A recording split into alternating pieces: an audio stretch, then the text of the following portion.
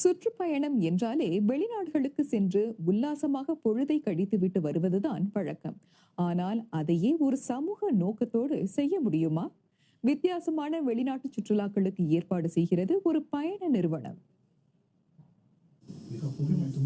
வெளிநாடுகளில் சிரமப்படும் சமூகங்களுக்கு உதவி வழங்க சமூகம் சார்ந்த பயண திட்டங்களை கடந்த 30 ஆண்டாக ஏற்பாடு செய்து வருகிறது ஐபிசி டூர்ஸ் அண்ட் டிராவல்ஸ்.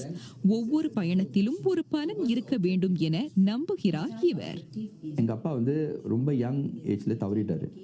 நம்மளுக்கும் அந்த கஷ்டம் நஷ்டம் இருந்திருக்கு. சிங்கப்பூர் ஏர்லைன்ஸ்ல வேலை செய்யும்போது நான் third world countries, under develop கண்ட்ரீஸ்னு சொல்லுவாங்க, அதில் அந்த ஸ்லாம்ஸ் ஏரியெல்லாம் பாஸ் பை பண்ணும்போது பார்க்கும்போது ரொம்ப பெயின்ஃபுல்லாக இருந்தது. என்ன சொல்கிறது, நம்ம ஊரில் ரொம்ப சொகுசாக நம்ம வாழ்ந்துட்டு இருக்கோம்.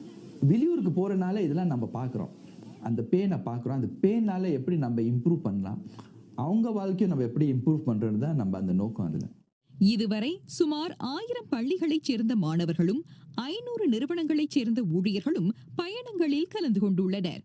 தாய்லாந்து, இந்தியா, இந்தோனேசியா ஆகிய நாடுகளுக்கு சென்று அங்குள்ள மக்களின் தேவைகளை நிறுவனம் பூர்த்தி செய்து வருகிறது. தேர்வு பண்ற துணிகள் எல்லாம் வீணா போடுறாங்க. அந்த துணி எல்லாத்தையும் சேகரித்து நம்ம வசதி குறைவான ஸ்லம் ஏரியால, அந்த மாதிரியான ஏரியாவில் நம்ம அவங்களுக்கு கொடுக்குறோம்.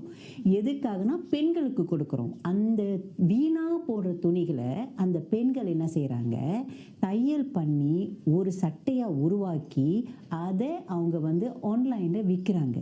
அதில் வர்ற காசை எடுத்து தான் அந்த கம்யூனிட்டி வாழ்ந்துகிட்டு இருக்காங்க. பயணங்களின் வழி சிங்கப்பூர் மாணவர்களிடையே சமூக விழிப்புணர்வு மேம்படுத்தப்படுகிறது.